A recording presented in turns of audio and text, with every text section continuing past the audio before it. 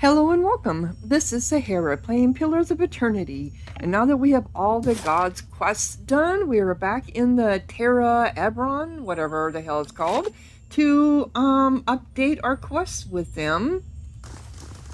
I don't know what's going to happen here. We have 4 of them, so let's do this one. You stand once again before the statue of Gallowin and the Hound's Head, constellation which makes the pedestal. From time to time you hear a low rumbling sound like a growl. Pray to Gallowin. You kneel, prepared for the shift this time. The cool stone gives way to warm soil, soft and loamy.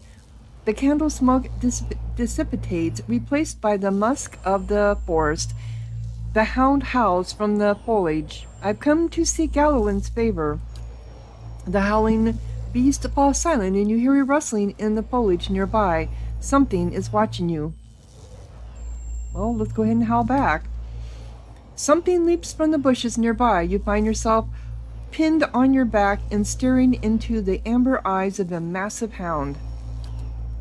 The beast looks at you. Gleaming fangs protrude from the sides of its mouth. Its nose twitches as it inhales your scent, starting at your shoulder and proceeding down the length of your arm. You follow its nose to your hand, which is covered in blood.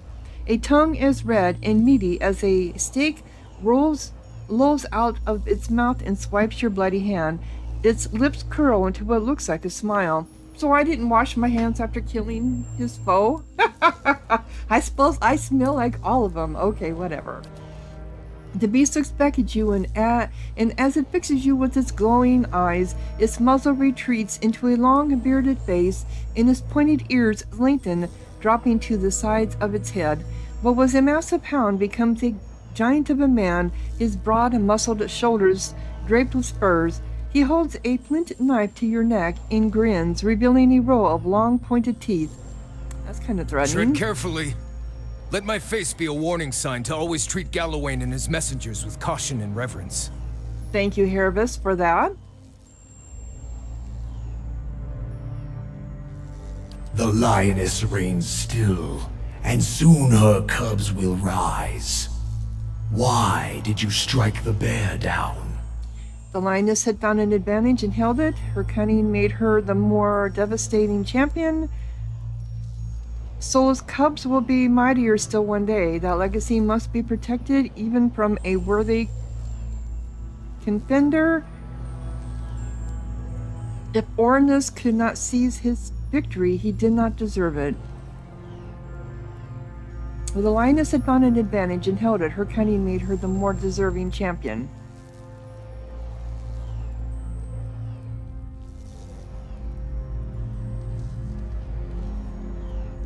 Wow, both of these were actually, all 3 of them kind of fit the scenario. So one of these is going to be a good answer, one of them is going to be a bad answer. And one of them is going to be middle ground, I suppose. I think the lioness had found an advantage and held it. Strength begets strength. The mighty seize an advantage in their jaws and do not let go. They shake and wring it, puncture its arteries with sharpened fangs. Blood whets their appetite.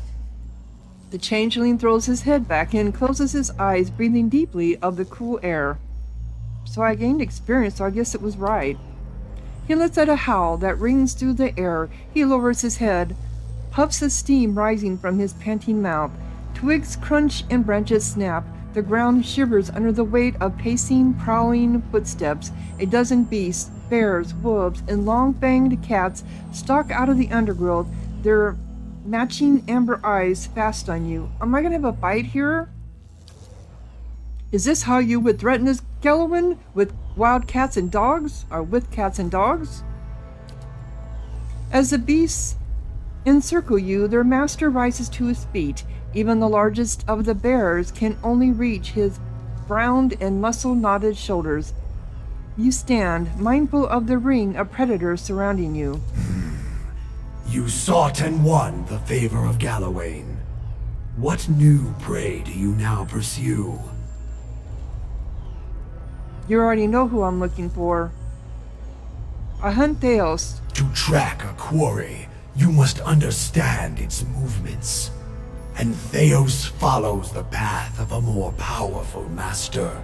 Yeah, I kind of thought that. The warm breeze carries the smell of smoke and gunpowder, sparks in night, and float in the draft, catching in the leaves over Gallowin's head. A sudden blast of heat scalds your face, and even as you turn away, a flash of light sears your vision through your eyelids. When you look back, you see a woman in full plate standing next to Gallowin. Her mirror-polished armor flickers with images of reflected flames. You can't see her face, but her voice is strong and clear like the ringing of steel. Let her know her foe. Oh, this is Magra, and I thought maybe it was when they were talking about her. The whore breaks her silence at last. Have you missed me, Magrin? You may have found other lovers, but surely none that was my equal. Really, you're too full of yourself. Magra says nothing in response. Indeed, she never even glances in Durance's direction.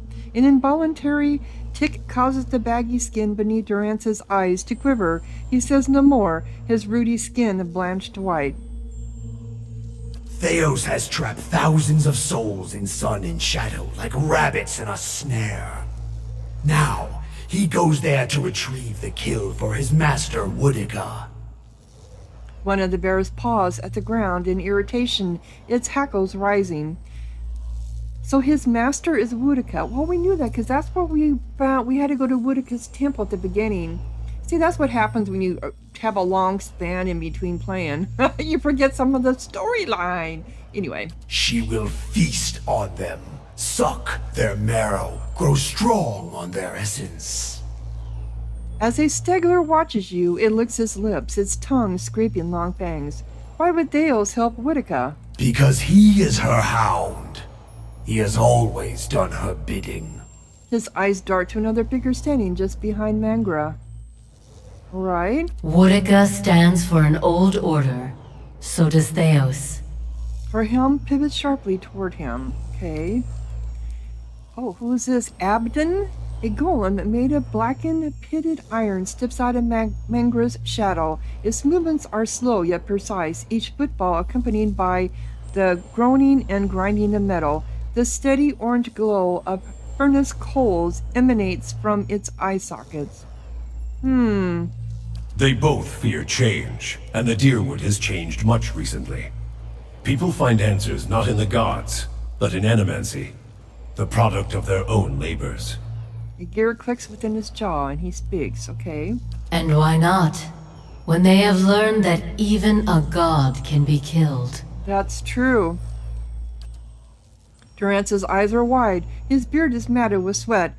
Was that not as you commanded, my lady? We sought only to stoke your pride by bringing your vision to reality. Magrin stands still, unwavering. It is as though she had not heard him at all. Animancy doesn't seem to trouble you. No. The three gods seem to look at one another. One of the wolves sits and scratches its neck with quick strokes of its hind leg. The clash of ideas, the search for answers and meaning. These are other hunts. That's true. They would supplant you. How can you accept this so easily? This is the destiny of Kith, to struggle and transform, even through animancy. And to improve. Steady labor and earnest industry elevate Kith above Wilder and Beast. It is also useful that they should learn to improve their souls, whether through struggle, transformation, or labor. On this, at least, we have no disagreement. Okay, so they're equating animancy to actually just evolving. A form of evolution is part of the evolutionary process. Is that what they're saying? You haven't done anything to stop this. There is a pact. One Woodica herself has just barely kept. We gods must allow mortals to direct their own affairs. This limit keeps peace between us. Okay. So Woodica directs Thaos, and he does her will. even though he's harming everybody. Durance grunts. And these gods do the same with us. It is not our fight. So what should I do about it? Track Thaos. Follow the trail he has left for you, and corner him in sun and shadow. You must stop him before he empowers Woodica. So they won't stop him or her. They're leaving it up to us to do. And if you do, you will have a different decision to make. Well, really? I have a really Everest- bad feeling that this decision is a trap. I mean, how often do the gods really leave the decisions up to mortals like us? I totally agree. Souls were ripped from the world, ripe and full and pulsing with essence. Scatter them like bones to a pack of dogs. Their essence will strengthen the souls of the Deerwood. Let the remains of the dead feed the survivors. Why would I feed the lost soul's essence to the rest of the Deerwood? If Whitaker can accomplish this, then perhaps she deserves her victory?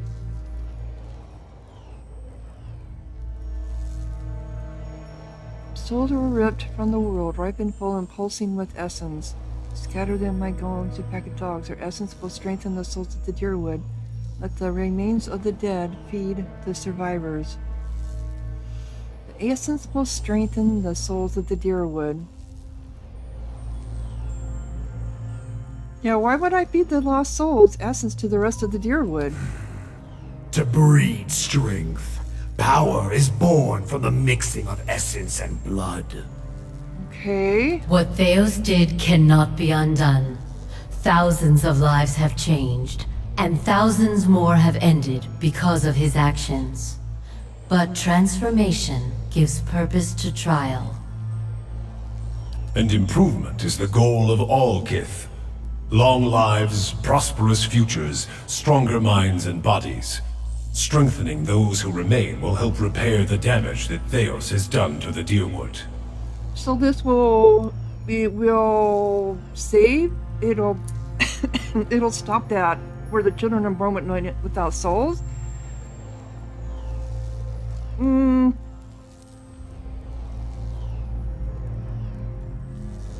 Well, I don't see why I should care. I do, though. Well, if Whitaker can accomplish this, perhaps she deserves her victory. You make a sound point if she is victorious, and she will prove herself more capable and most devout of the gods. Everest casts his gaze away from the clever hound as his voice drops to strained whisper. Gallowin teaches that one ought to celebrate the fittest in any struggle. But what good could possibly come of Whitaker's plan succeeding? The bear at Gallowin's side raises on its hind leg and roars. It falls back on all fours with a ground-shaking thud. Gallowin points his chipped little dagger at you. Oh, his chipped flint dagger at you. A victory that leaves her ruler of all. No room for conflict, no struggle, not even between the gods. Be careful what you wish for, mortal. Woodica's ways are regressive. Her laws never change, her authority never ebbs, and she never forgets a slight. Woodica would crush the Deerwood simply out of vengeance for the rebellion against Adir, her favorite. She would stamp out Animancers, Godslayers from the Saints' War, and anyone else she viewed as heretical or dangerous. It'd be just for the purgers to see some of the persecutors face her wrath, but not the right kind of justice, not that kind that heals. True. Well, I don't see why I should care. Because your soul will be at her mercy, and already you know too much. Okay. Woodica will not keep the pact. She will interfere with mortals the very way we have always avoided. Your development will no longer be in your own hands. Stagnation. You will be caged and stunted. Okay, so all the gods want us to go against Whitaker. Well, these three, let's put it that way. Now I've got to go find Thaos. And when you descend the pit to sun in shadow, You can count on our assistance to see you safely through. As I hope we can count on yours when you reach the bottom. There are many souls upon the burial isle that are sworn to serve us. They belong to you now, and they shall guide your descent. Okay, so I won't die this time. Durance's face is grave. Beware of the promises of the God Watcher. They are binding, but only in one direction. Yes, I am aware of that. The beasts grow restless, pawing the ground and eyeing you with renewed interest. The bear sniffs at the ground next to your leg. One stegular skulks into the circle, its amber eyes glowing. Gallowin hurls his knife between your feet, sinking it to its hilt. He raises his empty hand. Hunt him, mortal. And when you stop him, let the souls he has captured feed the deer wood. Strengthen the souls of those who remain. Prepare them to face the challenges that will follow. Pledge that you will do this, and we will grant you a power fit for the finest warrior who ever lived. Betray us, and my beasts shall track you down. Our allegiance is not to be accepted and cast aside. My friend, this is a most auspicious moment. The Lord of the Hunt has spoken to you without omission or riddles. Heed what he said about his beast seeking you out should you stray from the task, for it is not an empty promise. Heads up and down, following Gallowin's every word. As the Seeker God finishes commandment, he turns pale. I pledge now that I shall convert their captured souls into essence to strengthen the deerwood.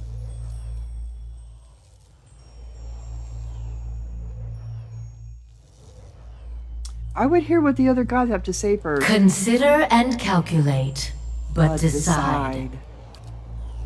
Gallowin's hand falls, and the growling pack lunges into the circle. The vision vanishes in an instant, returning you to Terra Yvonne, where burning candles replace the glowing eyes of Gallowin's beasts. Okay. So I completed that quest. I supported Sol's Gallowin's. Okay. Interesting. The Celebrant's Dridge. Celebrant's Grove. So we need to assign somebody. Let us assign... Neither of these people have been out for a while. Let's send her along. Okay. So, quest updated. Council of Stars. Descend the pit to the Burial Isle. Now that I have divine favor, I can travel to the Burial Isle and pursue Thaos. It seems, however, the gods are willing to offer great power in exchange for a promise to deal with the stolen souls in the manner of their choosing. This would, however, be a price for betrayal. There would, however, be a price for betrayal. I have learned that the Burial Isle can be reached. Okay, so did I get that? Okay, so Gallowin Magna. Oh, I see. So these, now that they're named around them, I don't think they were before, were they? I don't remember. So did I pick up that? Did I get like a knife or something? Because no. He threw that knife at my feet, so I thought maybe I might have. All right. So who else do we want? Let's talk to her.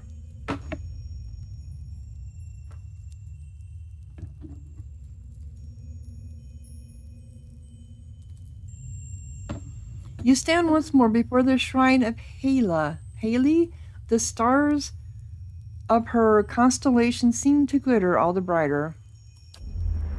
You kneel. While you pray, you feel the space around your body shift and melt, and you find yourself in a vision of the mountaintop temple, yet you see neither worshippers nor a dragon, but a tree.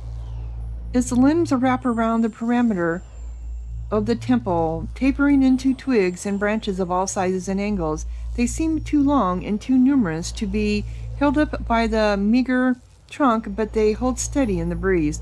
A single sparrow lands on the nearest branch. It watches you. Throw a rock at the sparrow. Well, let's whistle to the bird. You whistle the first tune that pops into your head. The sparrow blinks its beady eyes and hops closer to you along the branch. It bobs its tiny head and opens its beak, and the rich, thrilling melody that spills forth is the song of a chorus of birds. Cool. A massive flock descends with a thundering of wings and whooping, screeching, chirping calls. They fill the boughs of the tree by the thousands. Birds of every shape, size, and color nesting next to one another. A breeze ripples through the air. The limbs sway, creaking with a strange, gentle rhythm. A few hundred of the birds flit from their branches, forming a brilliantly variegated flock in front of the tree. As they meet and swoop in unison, you catch a glimpse of someone looking back at you, cloaked by the flurry of feathers. Watcher, I believe we stand in the legendary Court of Birds. She closes her eyes and raises her face to the sky. I feel a presence, warmth, and hope. You journeyed to my temple and found the dragon. Yet instead of driving it off, you allowed it to stay. The songs of my faithful will never again fill the nest, and the beast and her young will slaughter many to feed their hunger. Dragons, like your birds, are creatures of the skies. Every life bears a cost. Yes, and each should create wonders of commensurate value. What does a dragon create? Fire, it consumes with it, but it also powers creation. Death, the dragons bring an end to what is old, what is weak, and what has run its course. Beauty, great and powerful and colorful, they are a marvel to behold. More dragons, big dragons. Big dragons create baby dragons.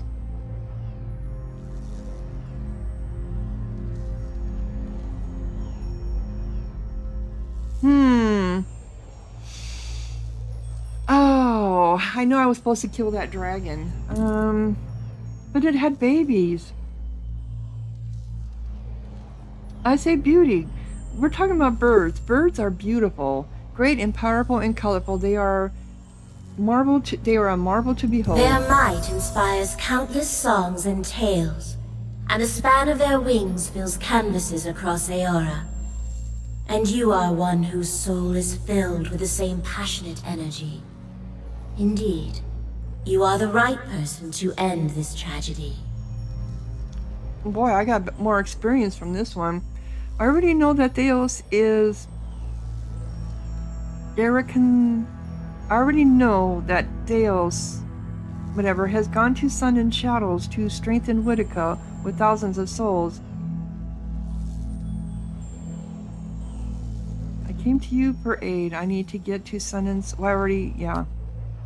The birds return to the tree and nestle amongst their peers. The breeze ripples through the branches again, carrying the goddess's voice. Then you have earned the favor of another. But stopping Thaos will not heal the Deerwood. You must guide the trapped souls back to the bodies they were stolen from. Hollow-born children whose eyes have never seen the sun. That I kind of agree with. But aren't most of them dead? The grieving mother claps her hands once, setting off the music of chimes. After long years, let their wounds be healed, their tears dried.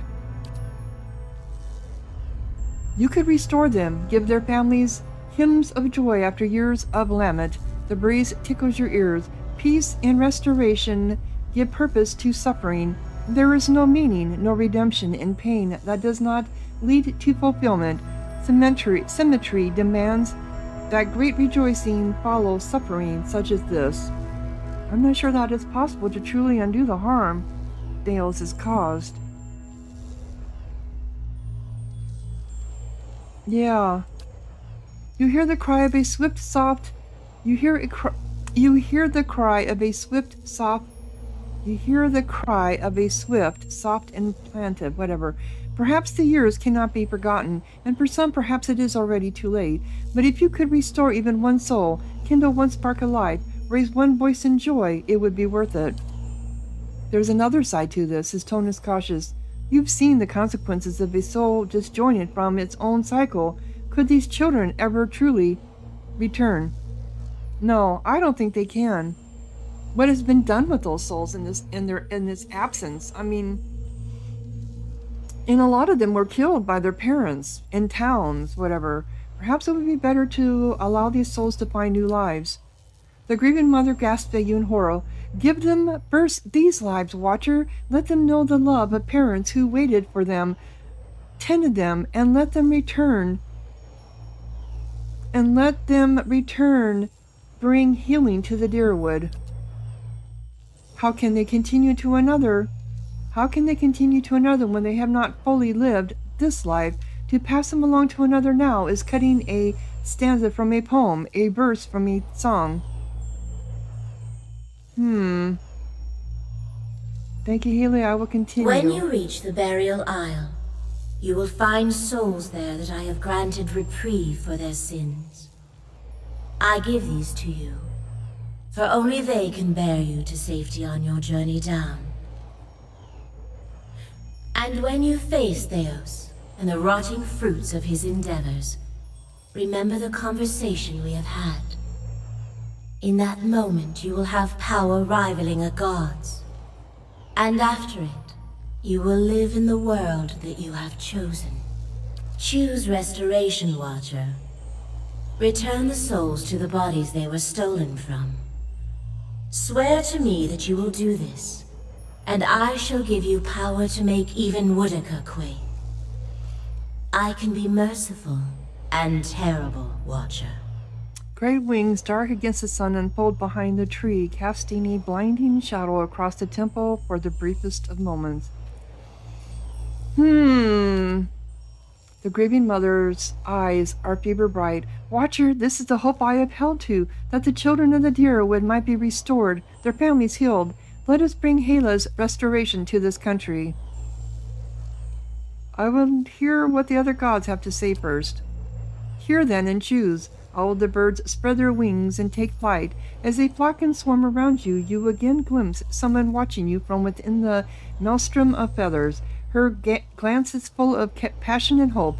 The birds rise toward the sun. They blot it out, reminding you for an instant of a dragon in a shadow. But when your vision clears again, you are standing in Terra Evron. Okay.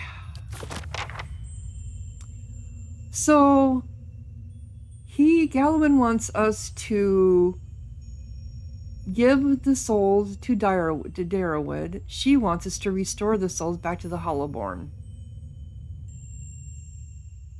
Interesting. But I don't think they can be restored. I truly don't think they can be restored. So this is Bereth. Okay. Once more you stand before the shrine and the skull constellation which marks its dedication to Barath. As you pray to Barath, you again find yourself on the road. Squinting into the distance, you see a short, pale figure waiting for you. At first you think it's another vision of Archdruid, the guy that we slew, Resham, but then you notice the figure's skeletal frame and rectus grin. He stands in front of another skull gate, but the way leads down, not onward. He beckons for you to approach. That must be the usher. Alot's voice is low. Behind you is a woman, her skin milk pale against her black hair. She wears a suit of armor so dark it seems to suck the light from the stars. The road winds up a mountain behind her. A toll, traveler. And the pallid night.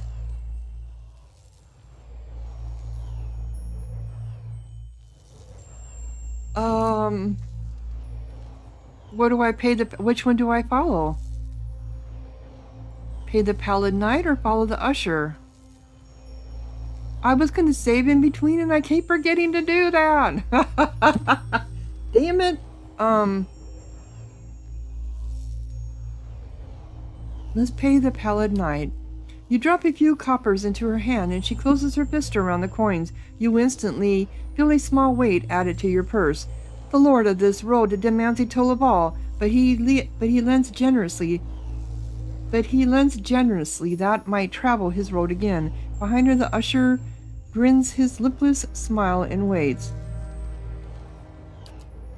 The road bores into the mountain, and you find yourself in a gigantic cavern. The ceiling curves up and away, and it's dotted with moisture. At this distance, the shining beads look like stars, clustered and scattered in constellations. The usher and the pallid knight lead you up a trail carved into the edge of the cavern. Two identical cave mouths wait up ahead, and you follow the usher to one of them. Standing at the edge and gazing down, you see an endless, ever-changing plain bisected by a road.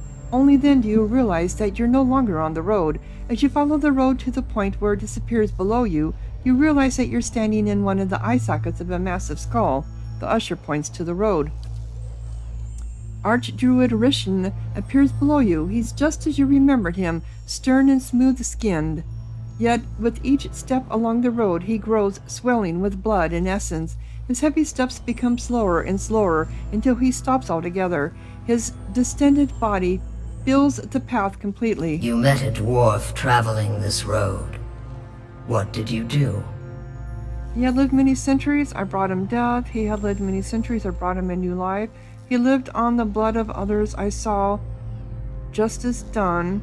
Rishan had stood in place for too long. I merely set him moving again.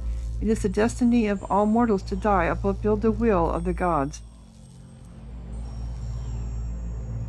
He had lived many centuries. I brought him a new life. He lived on the blood of others. Yeah, he did.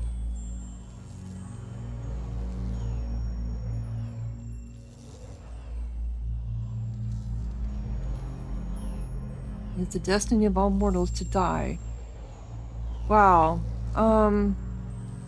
He lived on the blood of others. I saw justice done. You are too impatient in your ideals. There is no justice in the tides that move the seas, nor in the seasons that nurture and slay all growing things. There is no morality in the forces that move the world. They are inevitable, products of their own self-perpetuating motion. Okay, so I got that one wrong. As Rishan's swollen body ruptures, the effect is like a dam bursting. Ghostly figures, as hazy and indistinct as wisps of smoke, continue along the cleared path. Some tumble and rush along, while others amble and drift, but all continue forward. The usher directs your attention to another figure moving down the path. This time you see High Obat Irona. As she follows the road, her movements become slow and erratic. Her legs creak with each step, and her feet grow long, thick roots that burrow into the ground. She finally stops, rooted in place. You found a tree that had lived for centuries. Its roots were deep, and its boughs sheltered many. Why did you cut it down?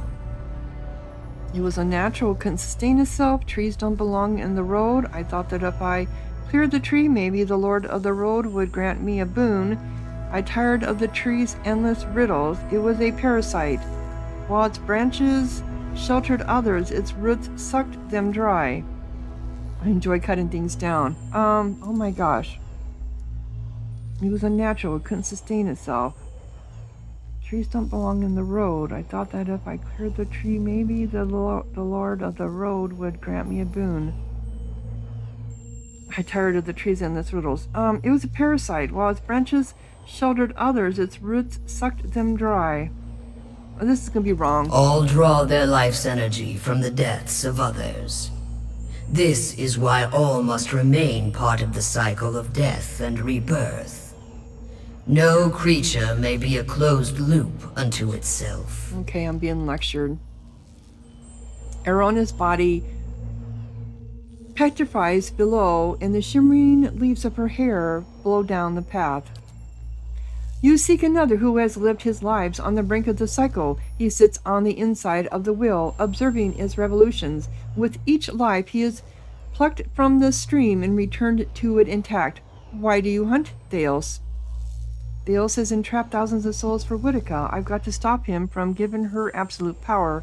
For answers, he understands what has happened to me. Revenge. My soul's torment is his doing. I will make him pay.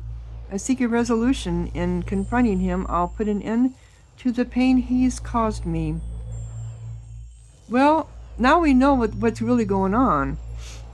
Yeah, I got to stop him from giving her absolute power. If you know this much, then another god has already spoken with you, and given you half of the answer. True. Dale serves Whitaker. She desires an escape from her own cycle, power without decline. Thaos has removed thousands of souls from the cycle so that their essence might empower her. Black depths of their eyes threaten to swallow you. You must stop him, and you must return them to the cycle. What end would it serve to send the souls back into the cycle? I don't see what this has to do with me. Why does Whitaker even need Thaos' help? And why do you need mine, for that matter? The gods guide souls through the cycle of death and rebirth, but Erona is the domain of mortals. We stand aside, weights and counterweights.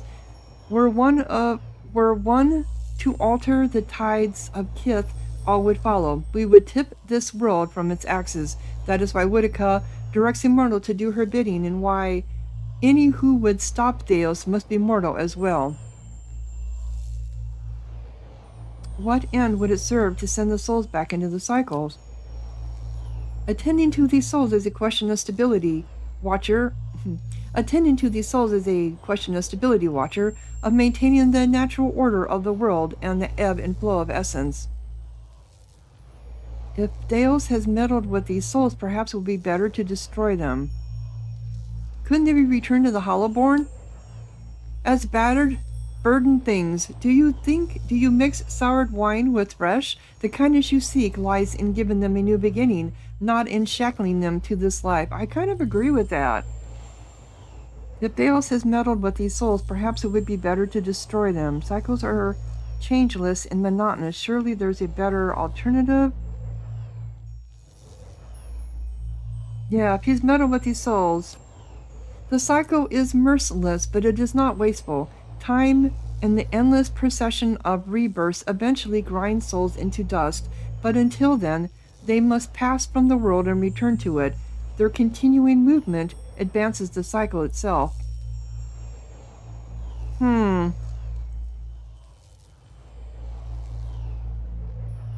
Cycles are changeless and monotonous. Surely there's a better alternative. The illusion of revolution, it is merely part of another cycle, and a painful one. True change has structure, geometry. It is the product of cycles within cycles, 1,000 gears spinning and moving the universe by degrees. So what's wrong with Whitaker seizing this power? The cycle of Kith is a thing of balance. Likewise is the cycle of gods. We rise and fall in the favor of mortals, only to fall and rise again. But Whitaker seeks the power to place herself outside the cycle. She would root herself and grow to the detriment of others. The usher silently gestures to the road where a broken tree and a husk of flesh are still visible. Do I understand what she's telling me? So what is it she wants me to... Oh, she wants me to send them back into the cycle. The usher gestures to the road and the starry expanse beyond, while the pallid knife speaks. I only show you the motion of the universe, Watcher. I don't see what this has to do with me. Thaos builds a dam to divert water from a stream.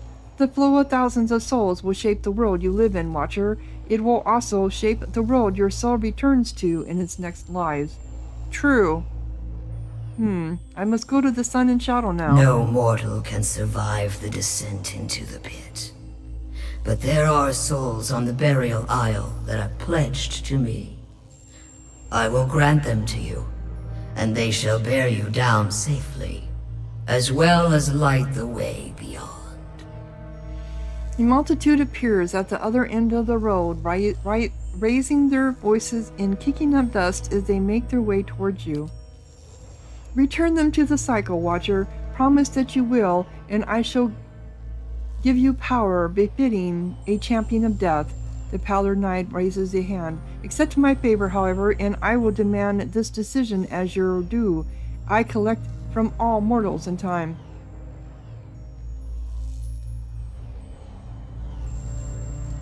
So one... Okay. I hear what the other gods have to say.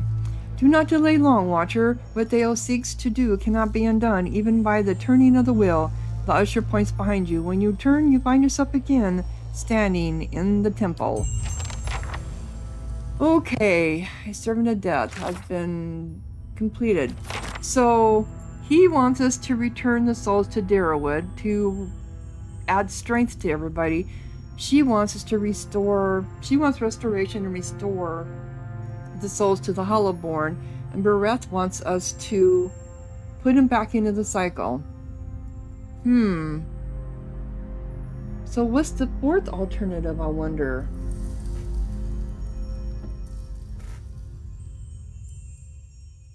And that's going to be in another episode. Yeah, so on that note, I'm going to go ahead and end this episode, and when we come back, we will be talking to the last one, which is... Who is it? Where is it at? Oh, it's up here. I'm at the wrong place. Oh yeah, Rainbrand, whatever. It looks like he's got two other gods. She's got two other gods behind her. Interesting. Okay, so if you're enjoying, click like, leave a comment, subscribe, and thank you so much for watching. Sahara out.